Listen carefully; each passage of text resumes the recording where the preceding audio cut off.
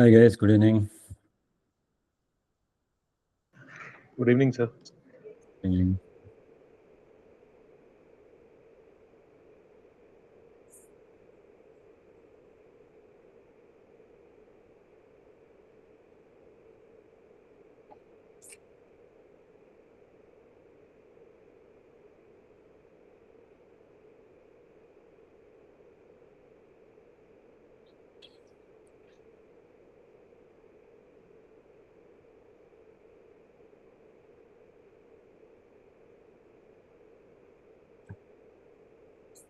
Okay, good evening everybody. So let's get started. So in the last lecture, we looked at essentially scalar tridiagonal systems.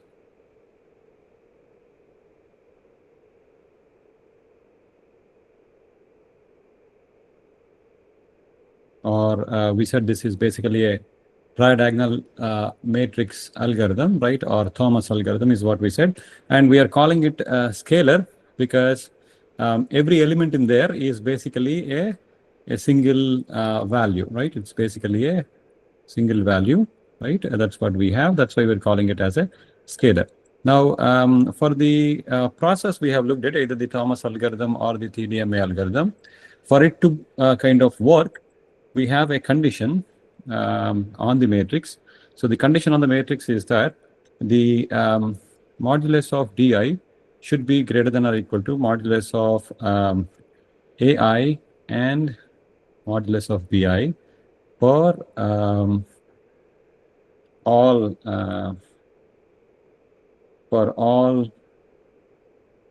I, okay, for all rows. And then similarly, mod di should be greater than mod ai plus mod bi for at least one I. Okay, so this this condition is in the literature is known as the Scarborough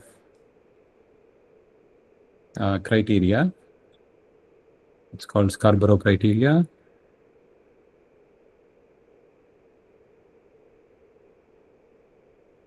Or also known as diagonal dominance. So what it means is that if we take, let's say, several rows, at least for all the rows, at least the diagonal value that we have on the diagonal should be equal to some of the a and b, that is the value above and below. Whereas at least for one I, one value, one particular row, that value should exceed the sum of the neighboring values. That means the above and the below values, it should exceed, the diagonal value should exceed this value.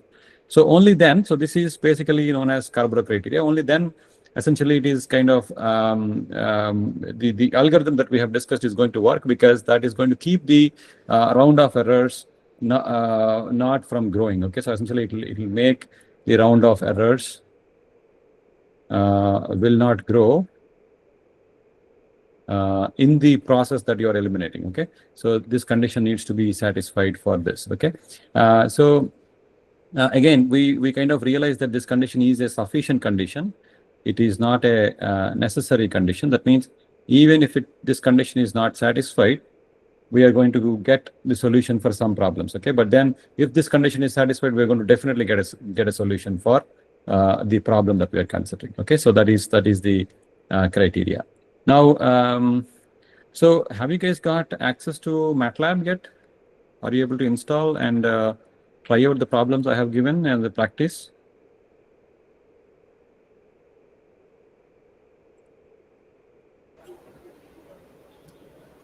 Hello? Sir, we are in the process of installing and getting it done. Install. So Okay, okay. Yeah. Okay, sure. Please go ahead and then try to install it this week and then do the practice problems, because I want to give an assignment on that, both including hand calculations and some MATLAB problems. Okay, so yeah, so please go ahead with it. Okay, next let us look at a related thing that is known as, yeah. Professor, sir, just the concept that you explained just now. Yeah. Like, can you just please explain it once more, if possible for you? I'm sorry. Yeah, sure. Yeah, I'll do that. I can give you an example also. So what we're saying is that we have discussed this Thomas algorithm or TDMA algorithm, right, in the last lecture, wherein we considered this kind of a matrix, which we had essentially D1, D2, D3, and so on. Tn, and then we have A1, A2, A3, all the way to An minus 1. And then we have below the diagonal, we have B2, B3, B3 all the way to Bn, right? This is what we have. That means if you're going to consider one row, let us say if I'm going to consider this row, we have B2, D2, and A2. That means the D2, the absolute value here, should be greater than or equal to absolute value of B2 plus A2, right? Everything else is zero. Right? Everything else is zero. That means the diagonal value should be greater than or at least equal to the neighboring values, that is B2 and A2. And this should be valid for all the I. That means for every row you pick, this Bi plus Ai should be, the D should be at least equal or greater than that. They should be satisfied for all rows. That means for all I's. And whereas at least for one I, Di should be mostly greater than the neighboring values, the absolute values. Sum of the absolute values of the neighboring values. It must be greater. Okay. So these two conditions together are known as diagonal dominance or the Scarborough criteria, which needs to be satisfied in order for the round of errors that will come up in this process to not grow from step to step as we are working on the calculation of A's and B's through the Thomas algorithm that we have listed. Okay, again, this is a sufficient condition. That means it is possible that if this condition is satisfied, we're going to get a solution. But it is possible that there are some matrices for which this condition may not be still satisfied, but you may still get the answer. Okay, so that is also possible. For example, let us say the matrix could be something like -3, 1, 0, 0, 0, -1, 4, -1, 0, 0, 0, and so on. Okay, let us say again it is -2, 1, 0, 0, 0. Okay, so if I consider this one, let us say I consider this -1, 2, -1 like this. So what you see is that this condition is, if you consider this particular row, second row, we have 2. Modulus of 2 is greater than or equal to modulus of -1 plus modulus of -1. This is satisfied in equality, right? Because mod 2 equals 2, right? That is what we have. Whereas if we consider the other row, the first row, we have modulus of -3 is actually greater than modulus of 1.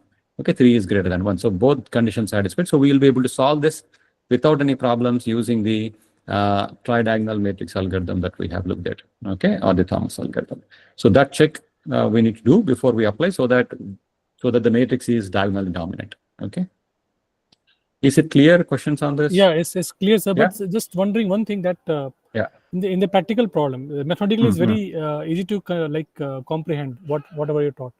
But in the practice, when we are solving some problems in FEA or maybe real world problems. Real world problems.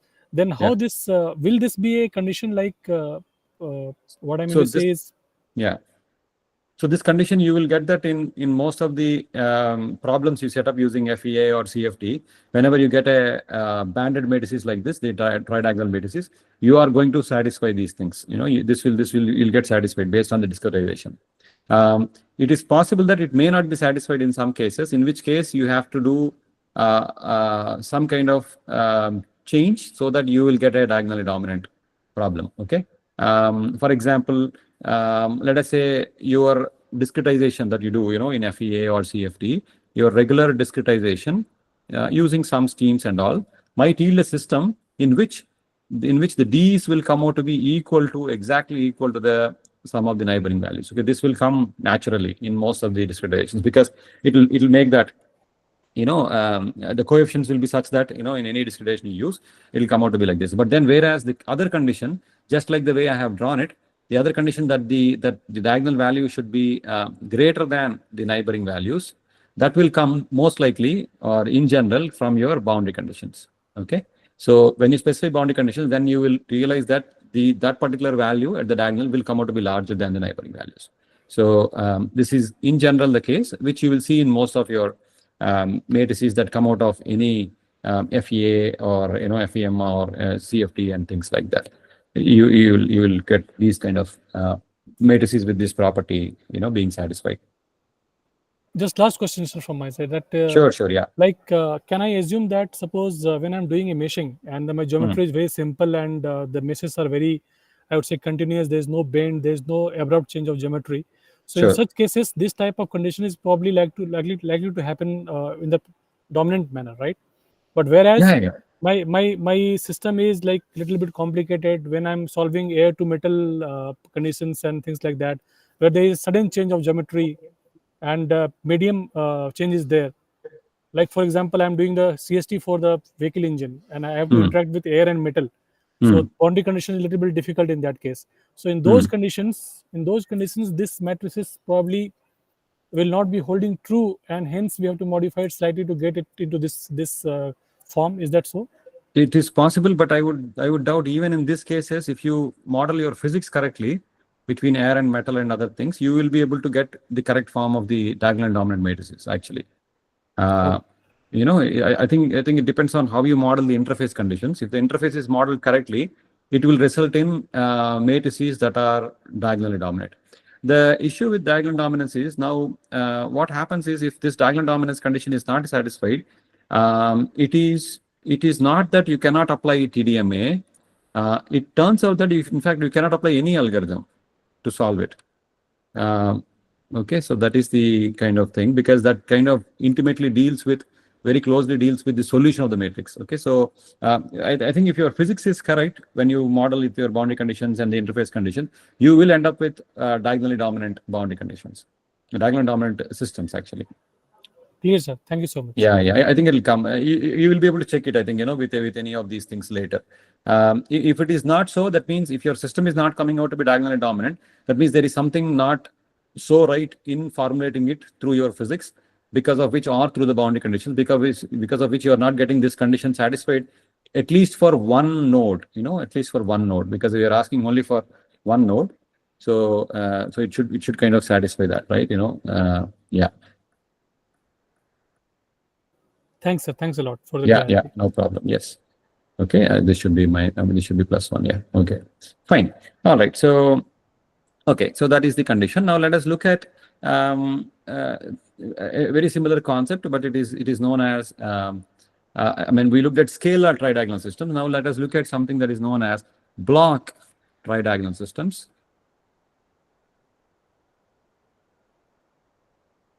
Block tridiagonal systems. Now these are, let us say you want to solve Laplace equation or the Poisson's equation.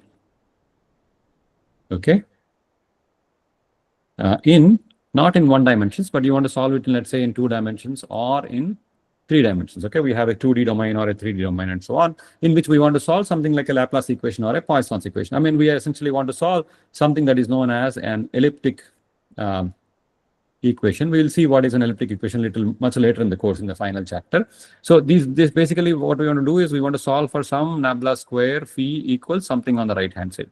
This f could be there, or this f could be either there, or it could be 0 for both cases. If it's 0, we call it as a Poisson equation. If it is there, it is called a Laplace equation, and so on. Okay, so when you want to solve for this on a 2-dimensional domain, something like a domain like this, or you want to solve it on a 3D, something like this, then what happens is that then, because of the way the discretization happens, you will get dependency in both in I and j, or in x and y, or in x, y and z. So you will have influence of all other points coming into play when you try to discretize it one point. Okay, so in these cases, what happens is you will have a certain number of, let us say, let me take a 2D example.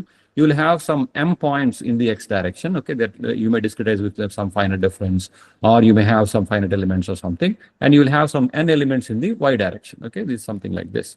Then the total number of degrees of freedom you will have is, you will have m in the x direction, n in the y direction. Total you have m times n is your total number of degrees of freedom you have. Okay, so you will have to solve this phi at m times n locations, right? That means phi, if you were to number it, you are going to solve it like phi 1, phi 2, phi 3, and so on, all the way to m. Then you have to solve it for the next row, and so on, right? So that so many unknowns is what you have to solve for. Now, when you apply discretization, what happens is that your matrix is going to look like something like this. Your matrix is going to look like, I think we have done this before. So it is something like, let us say, you'll have -4, 1, -4, 1, 1 minus 4, 1, you will have 0, 0, 0, 0, 1, something like this. Then here you will have, let us say, some 0, 1, 0, 0, 0, 0, and so on. And then you'll have 0, 1, minus 4, 1, 0, 0, 0, 0, 1. And then you'll have 0, 0, 1, minus 4, 1, 0, 0, 0, 1, and so on. Okay. So you'll essentially have, and here you'll have 0, 0, 0, 1, minus 4, 1, 0, 0, 1, and so on. Similarly, just like you have ones on this diagonal here, you'll also have, you'll start getting some ones here as well. Okay. So essentially the idea is that now you have one main diagonal, and you have one above the diagonal, one below the diagonal. That is your regular tridiagonal matrix. In addition to that, you're going to get non-zero elements along another diagonal here, which are away from these things by, let us say, m rows. Okay, because those are the connections. When you try to write an equation for, let us say, for this one, you're going to write it in terms of the neighbors. And these neighbors are only minus 1, let's say 0, plus 1. But this neighbor is not going to be plus 1. Rather, this is going to come after you finish all the way to m. You're going to come back, and then so this is going to be m points away. And similarly, this is going to be minus m points away in the previous line, and so on. So as a result, this connection is going to appear as a non-zero value on the some diagonal that is far away from here. Okay. Now let us say if you do it in 3D, then you're going to get one more diagonal, probably somewhere sitting even more points, m times n away, and so on. Okay, we will not worry about. I think we will take here that we're going to get these non-zero values in these matrices, right? Because I mean, what I'm trying to say is that when this is multiplied with P1, P2, P3, all so on. For example, if I were to write this slightly differently, what we are going to get is, let us say if this is 1, this is 2, this is 3, then you're going to go all the way to, let us say, if m equals 10, you will go to 10, then you come back, and this is going to be 11, this is going to be 12, this is going to be 13. Okay, and then let us say if there was something here, then this would have been before that. Okay, this will have been minus 2 or something. So, or I mean, essentially it will be minus 10, so it will be some minus 8 or something, right? You have to add 10 to get this thing. So it is 10, this is 10. So what happens is that this is phi1, right? This is phi2, phi3, and so on. So when you multiply with phi1, you're going to get this coefficient. Similarly, your other value will be when you multiply with phi12. So phi12 is somewhere here. That will correspond to the 12th column here, okay? And so on. Similarly, phi minus 2 would have been somewhere in the before this.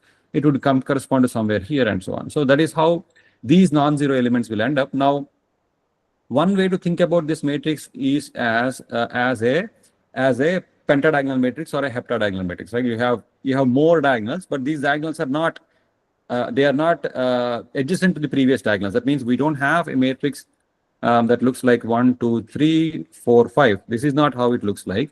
Rather, our matrix looks like you have 1, 2, 3. Then you have something non-zero here, something non-zero here. Then you have zeros. Then if it is 3D, then you have something non-zero here and zeros, and non-zero here and zeros, something like this. So you have some structure like this. Okay, without too much complication, let us look at a structure like this. You have main diagonal, sub-diagonal, super diagonal. Then you have zeros. Then you have one diagonal. Then you have zeros, one diagonal, and zeros, right? So this is how the system is going to be. Now, this can be either thought of as a pentadiagonal matrix, okay, or this can also be thought of as a block tridiagonal matrix. Block tridiagonal matrix. Now, how is it going to look like a block triangle? I mean, essentially, this matrix is, we're going to consider this entire thing as one matrix, then this entire thing as one matrix, this entire thing as one matrix, and so on, right? So it means you're going to have something that is D. Okay, the D element is, this is D, this is D, this is D, and so on. Similarly, you're going to have something upper triangular. That means this is above diagonal, and so on. Similarly, you're going to have something below diagonal, below diagonal, below diagonal, and so on, right? That means if you are going to treat certain number of values, that means if you're going to treat all the m values or m by m values as one block, okay, then these matrices together, when you have treated them as m by m blocks, then they are going to look like a tridiagonal matrix, but it is not a scalar tridiagonal matrix because each of the elements you're talking about are matrices in themselves of size m by m. Okay. That means I'm going to write a block tridiagonal matrix, which will look something like this. You'll have D1, D2, D3, and so on. Dn minus 1, you'll have Dn. That is the diagonal. And I'm using capital D here to represent the matrix, that the value is not a scalar, it's a matrix. Similarly, you'll have A1, A2, A3, all the way to An minus 1. And then you'll have B2, B3, all the way to Bn. Okay. So A1 to An minus 1 are again above diagonal matrices. Similarly, B2 to Bn are below diagonal matrices. Okay. So these are matrices, and this is how it's going to look like. Okay. This is exactly same as what I have drawn here. Each of them is now a matrix, right? So this is my D, this is D1, this is D2, this is D3, and so on. Similarly, this is A1, this is A2, and so on. And then this is going to be B1 or B2, B3, B4, and so on. Okay, that is how the pattern is coming up. Okay, we also, so that is how this matrix is going to look like. So now that means this is again still back in a tridiagonal form, but then instead of scalar values, we have matrices, right? That's all we have. Okay, so that means I can now apply the same algorithm that we have done before, but then change it to just matrices. Okay, so that means I'm going to again decompose this into LU. Okay, so we want to solve for this matrix A. We want to multiply this matrix with the set of unknowns. Now, what are the unknowns? The unknowns are x1, but earlier it was just x1. Now it will be x1 bar, x2 bar, x3 bar, and so on. Xn minus 1 bar and xn bar. Okay. What does bar mean? Bar means this is a set of m values, right? Basically, we are talking about m values.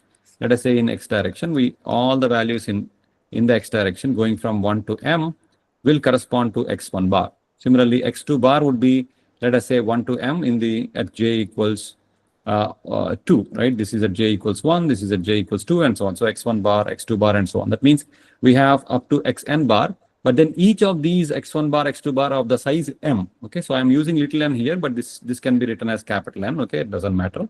So, but then each of these are now m values as vectors. Similarly, on the right hand side, now this when multiplied with x, we're going to get the f is going to be on the right hand side. We have f1. Instead of f1, f2, we have now f1 bar, f2 bar, f3 bar, and so on.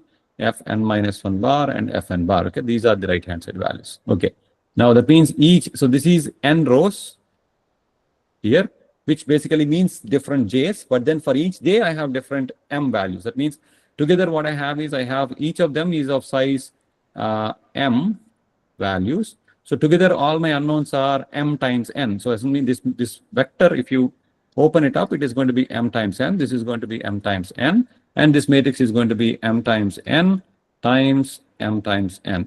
Okay, that is the matrix. Okay, is it clear?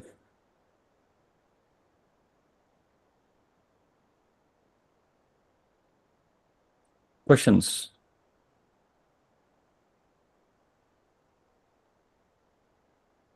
Clear, sir. Clear? Okay, good. All right.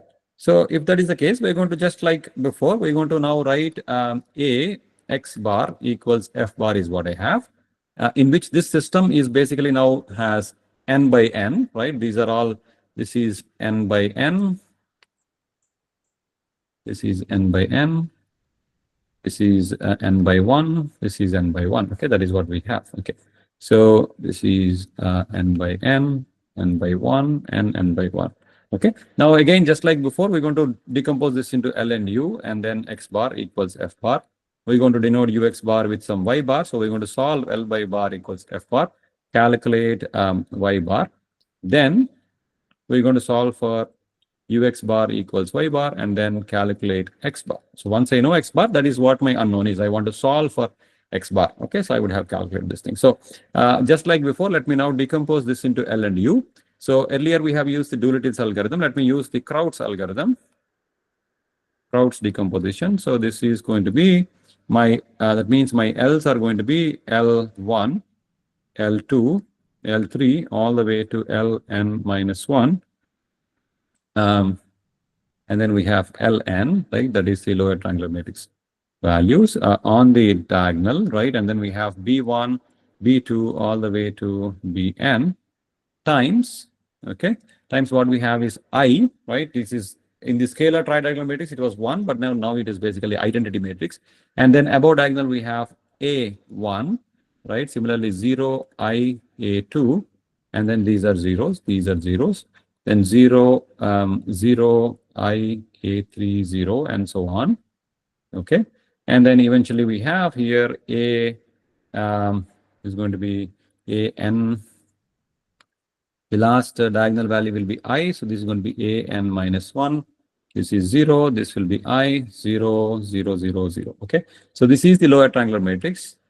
This is the upper triangular matrix. Okay. In which case, each L1, L2, Ln are all again matrices by themselves. And then in this one, A1, A2, A3, AN minus 1 are also matrices. B1, Bn are also matrices, and so on. Right. So this is the algorithm I have. Now on the right hand side, of course, we have what is our original matrix.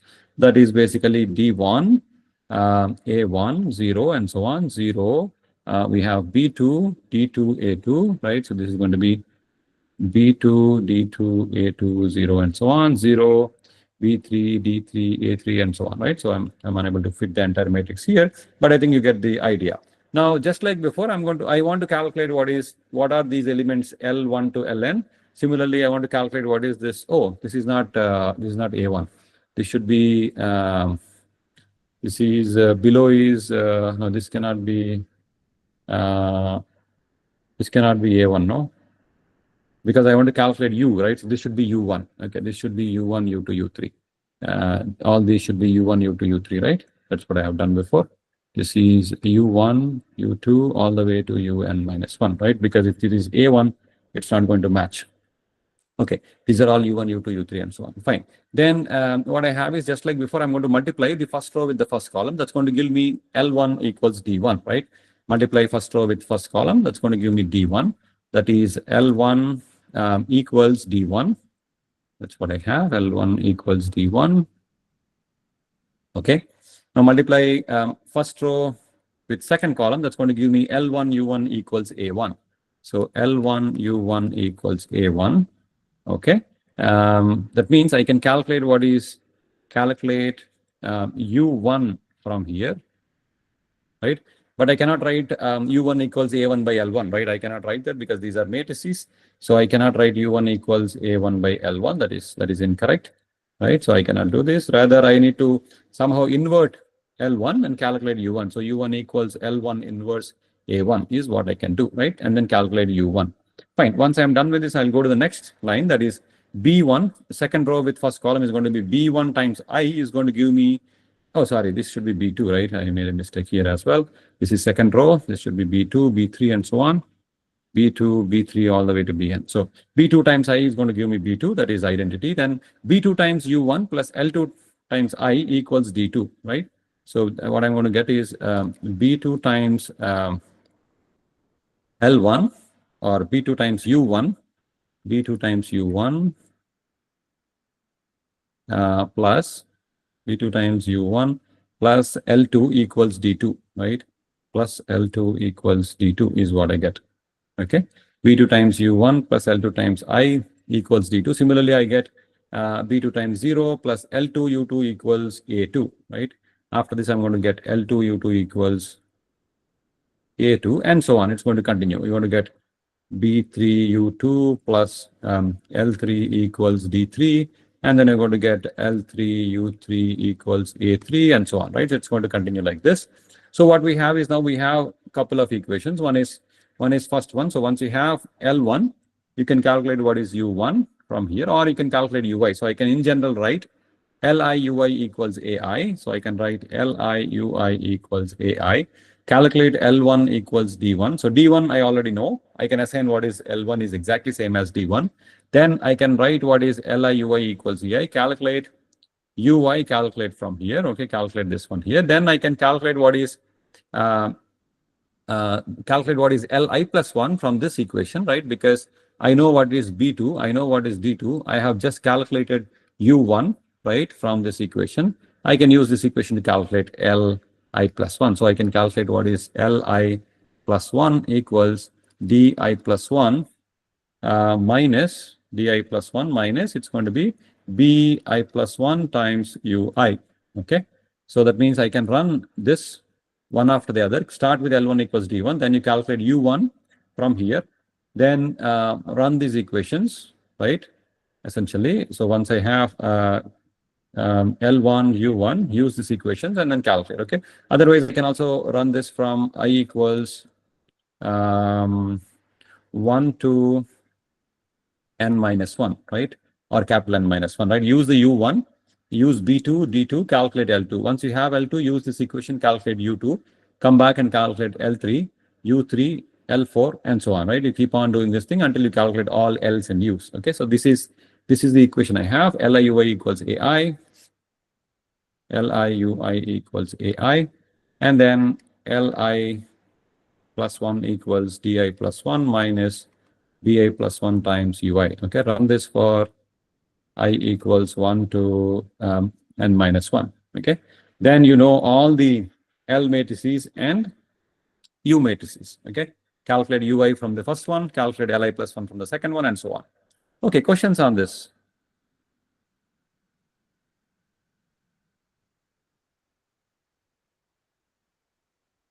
Is it clear? Yes, sir. Okay, good. Okay, if you have questions, feel free to stop me. So once I have this thing, then I can go back and also calculate what is my L y bar equals f bar, right? That is, once I know the L matrix, the big L matrix, and then I can solve for this L y bar equals f bar. So that is going to be, what is my L matrix? L matrix basically contains L1 to Ln, then B2 to Bn. Okay, so that means I can write this as L1 0 0 0 0, B2, L2, 0 0 0, and so on. We have the last element is Ln, Bn, okay.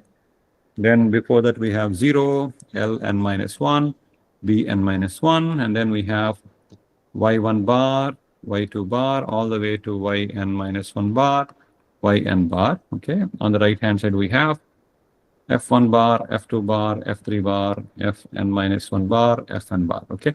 That's what I have. Now, how do I do this? Just like before, only thing is that now the matrix contains matrices themselves, not scalar values. So as a result, I have to write, I can of course multiply this matrix with this vector. That's going to give me, that means I'm doing forward substitution, right? That means L1 y1 bar equals f1 bar, right? I know f1 bar. I have just calculated all L1, L2 matrices. So I can calculate what is y1 bar from here, okay? Then the second step is going to be B2 y1 bar plus L2 y2 bar equals f2 bar. So in this, I know what is the f2 bar. I know this value. Y2 bar is I need to calculate, right? I need to calculate this one. This is my question mark. And then I have just calculated what is y1 bar. B2 L2 I already calculated, so I can calculate what is y2 bar from here. Okay. So calculate y2 bar from here, and then it will continue. The same set of equations will continue. So the last equation is going to be Bn yn minus 1 bar. I think I'm mixing capital N and small n. So please bear with me. So Bn yn minus 1 bar plus Ln yn bar equals fn bar. Okay. This is exactly the same as before. That means we can write these equations as Li yi equals fi. And then we can write this as yi plus 1 equals fi plus 1 minus fi plus 1 minus I need to calculate Li plus 1 yi plus 1 equals fi plus 1 minus bi plus 1 yi bar. Okay, bar. Run this from I equals 1 to n minus 1. Okay. I'm not writing it as divided by Li plus 1 because this is matrix algebra. Okay. So otherwise you have to do some kind of inverse of this thing, right? Li plus 1, you have to inverse and multiply with all the right hand side to get yi plus 1. So once we do this, we are going to get all the yi and yi plus 1.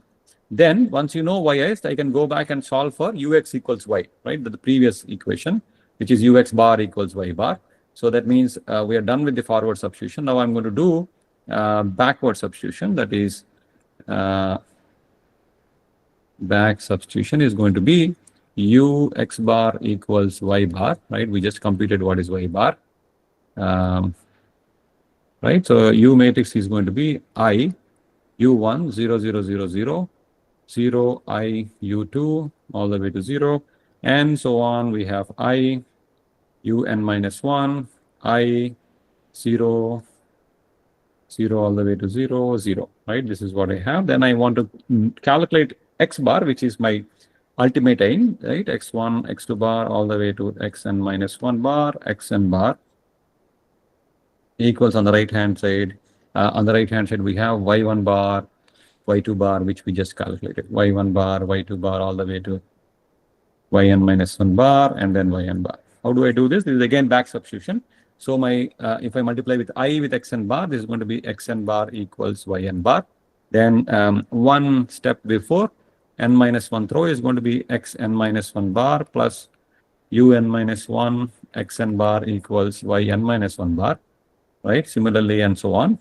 I have to do this all the way to the first row, which is x1 bar plus u1 bar, right, u1 times x2 bar equals y1 bar, right? That means we can generalize this to be as xi equals xi bar equals yi bar minus ui times xi plus 1 bar. So calculate nth value from here. Then you run this loop for I equals n minus 1 all the way to 1. Okay. So that is the backward substitution, right? So once we do this, we are ready with all the variables x bar. Okay. So that is the overall algorithm of the block tridiagonal matrix system. Okay, questions on this before I go to the operation count for this. So basically, sir, in this equation, the methodology has remained same as the previous one. Only thing is coefficients are also a matrix. That's it, right? Correct, exactly, correct. Yes, each of the coefficients is a matrix. Each of the coefficients are matrices of size m by m. And we have n such matrices that are built up, right? So the system is, if you see, this is n by n system, but each n contains an m by m matrix. Only one question over here, sir. That Yeah. in the previous, suppose Li is a coefficient, it's not a matrix. Then we could have divided this Li plus 1 over here and then got the yi plus Correct. 1, right, sir? Yeah. Now for solving Li plus 1 inverse, we have to write algorithm for that as well, or correct. We have to. Yes, we have to. so probably that are also to be incorporated in this looping, in my opinion. Yeah, What I mean, I mean- essentially this step will involve solving for this entire thing. So that means, let us say if you have written an algorithm which is basically Ax equals B, let us say using Gaussian elimination or LU decomposition earlier, right? Now what I'm saying is that this L, sometimes it could be again, let us say this L is not a banded matrix or something. You have regular LU decomposition or something like that. Then you can use that LU decomposition or to solve for this, just like you have used Ax equal to B, because you can calculate what is on the right hand side because you know what is y bar. You can multiply with bi plus 1, subtract off from here. So then you're going to get one vector here. Then this is more like your A. Then this is more like your x equals B. Right? Okay. Yeah. Fine. I think it will be more clear when I talk about the operation count in the next step. Noted, sir. Thank you. Yeah. That means you're going to just call that function to solve for, you're going to pass right hand side as this quantity, you're going to pass coefficients as this quantity, and you're going to solve for this matrix for of m by m size for each of 1 to n minus 1. So, sir, just to understand this context in that way, that doing this, solving this type of matrices by hand calculation is very difficult, probably. No, right? this is very difficult. Yeah, you will not do with hand calculation. You will only write programs to calculate this thing. I mean, you'll have, let's say, functions or subroutines or something which you can call from for evaluating each of these things. Okay, sir. Thank you. Yeah, you will not do by hand. It will be very tedious. Sure, sir. Thank you. Yeah. Any other questions, anybody?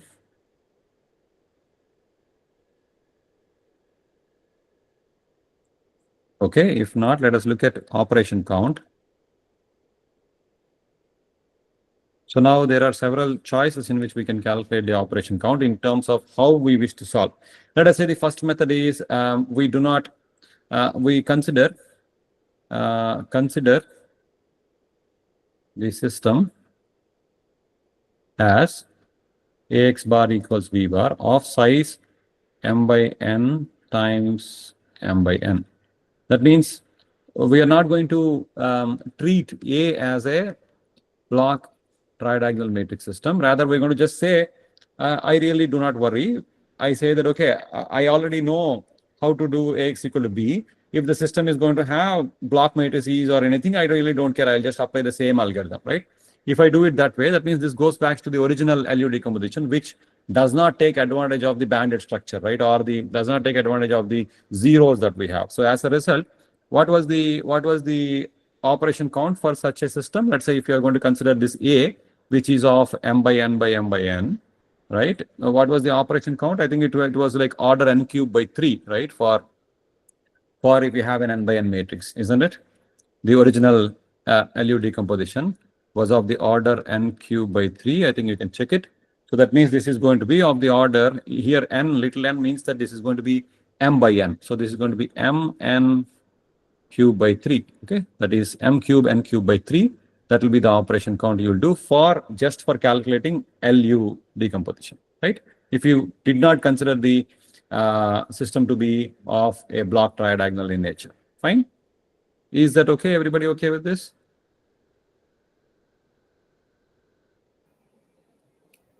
Yes, sir. Yes, sir. Yes. Okay. All right. Let us say now I consider the system to be block tridiagonal. Let us say it is block tridiagonal. Okay. If it is block tridiagonal, how many operations will I do to calculate LU decomposition? If it is block tridiagonal, then I know that LU decomposition, I have to calculate L and U, which goes back to this things I have written here, right? This is what I have done. So in this, each of them, we have to do it n minus 1 times, but then each matrix is of size what? Each matrix is of size m by m, right? That means, again here, let us say I'll calculate inverse. I'll calculate inverse of Li. So what I do is that the first method I'm going to do is that calculate inverse of Li. And then I'm going to write this as Ui equals Li inverse Ai. Okay. So for calculating inverse, how much is the operation count? Inverse is calculation of inverse. You remember we have done A capital X equals I. We said inverse is only 4 times as expensive as Gaussian elimination, right?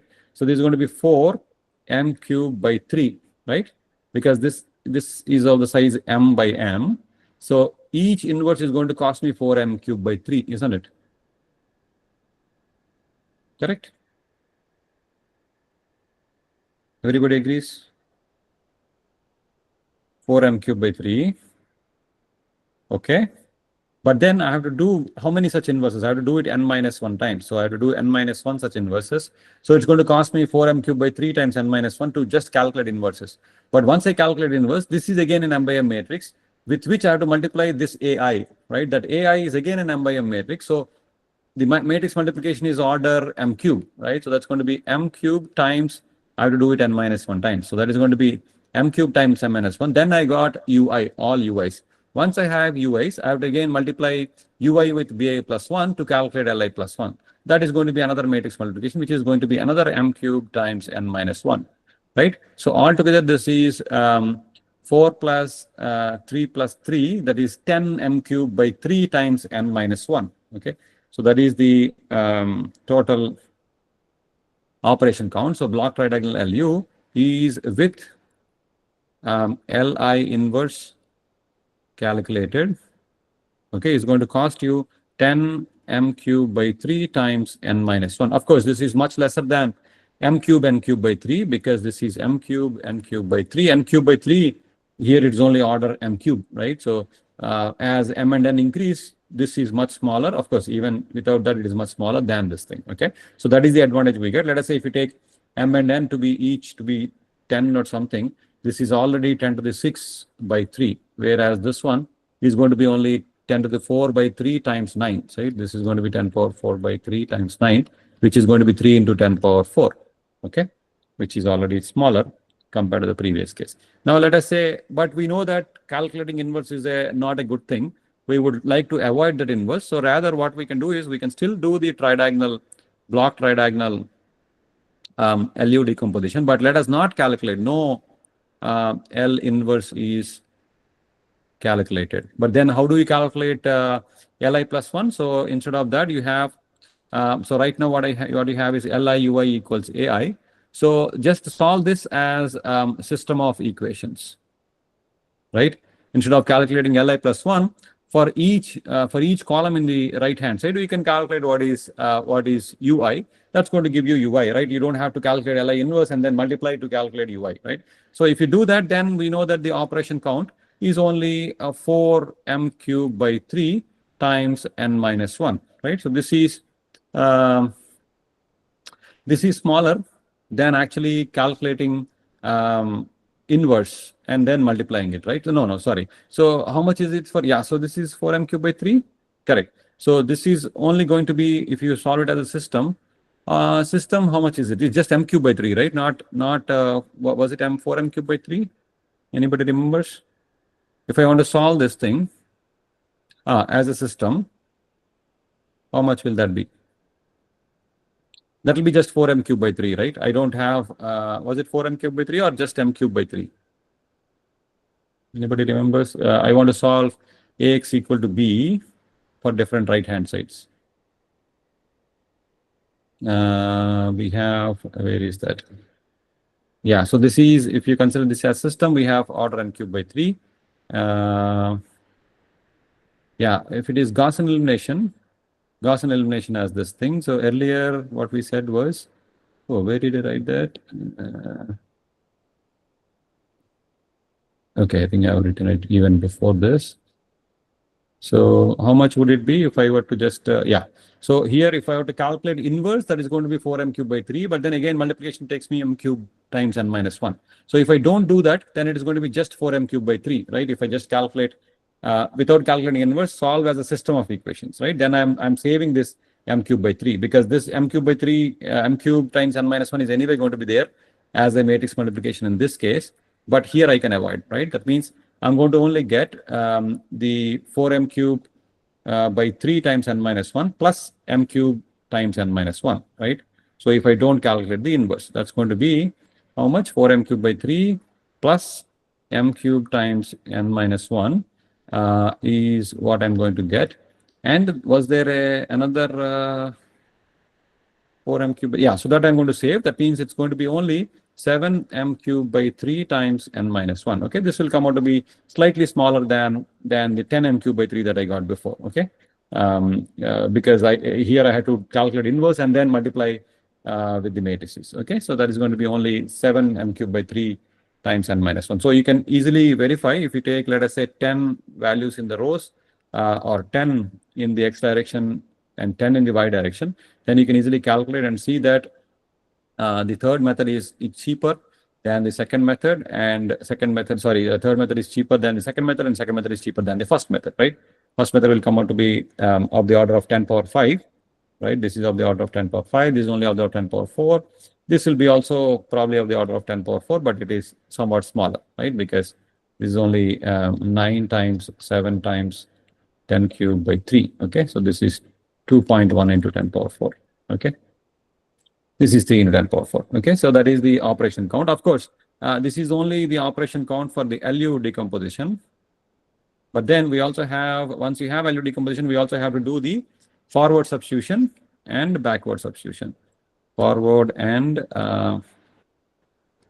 backward substitution. So how much would they cost? We saw before that each of these will cost order n square, right? That means each of them is going to cost you m square times n minus 1. You have to do it for so many variables, right? And then backward substitution is also going to cost you m square times n minus 1. So that is the total operation count. But they say again, this is still in the order of m square, so it's not a problem. So just like before, just like what we have, the conditions for the scalar tridiagonal matrix, here also we have a condition on the how the element should be, and that condition is that the matrices we get di should be greater than or equal to AI plus BI for all I. Similarly, DI should be greater than AI plus BI for at least for one row. Okay. So what does it mean? I have used these double lines here to denote that this is some kind of a norm. Okay. Some norm you have to apply on this thing, and in that norm, it should be for all of them, and it should be greater for at least for one. Okay, that is what we are saying. Now, what is norm? How do we calculate it for a vector? How do we calculate it for a matrix? That we will see in the next lecture. Okay. Before that, any questions on this? I think I would suggest you to go back and calculate these, re-verify these numbers in terms of the operation count I have written. Okay, so that you understand it. It may look little involved, but it is there. All the numbers are already there with you. You should go and plug it in and calculate. Okay. Any questions so far?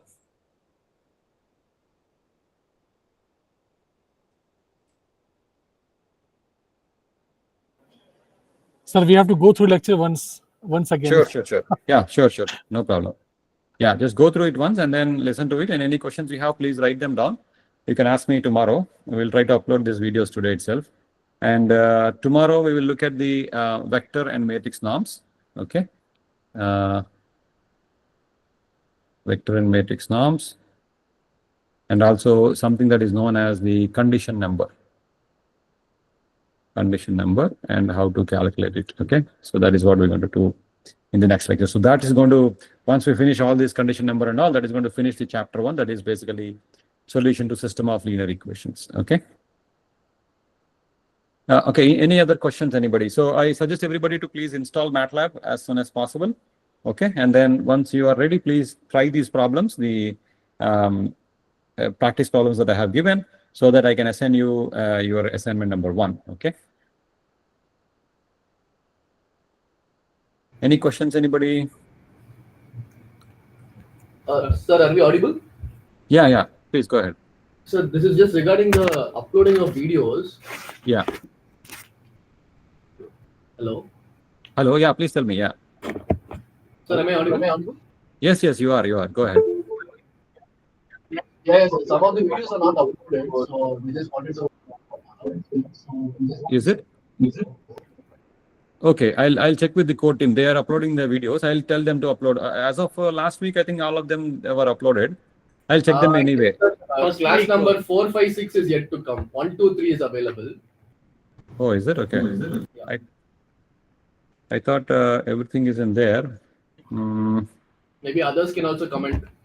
Yeah, right, Prem. Only 1 to 3. Only 1 to 3 is available. That's it.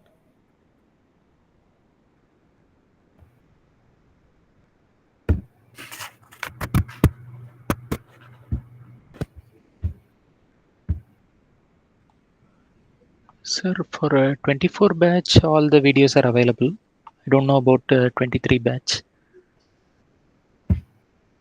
No, sir. Right now also we are checking. We could not able to see the video. It's on the same link, right?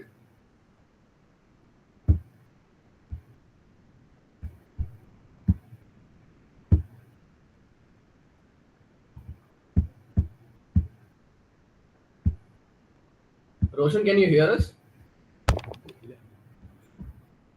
Yes, Prem, I can hear. Yeah. Can you please verify at your end also? We are Yeah, also seeing, but I we're have not able to get you. I've told you, Prem, that is not seen at my end also. Okay. Only 1 to 3. Only 1 to 3. I see. Okay. The video, it says video, but I think it is there. Are you able to see my screen? Yes, the screen is visible.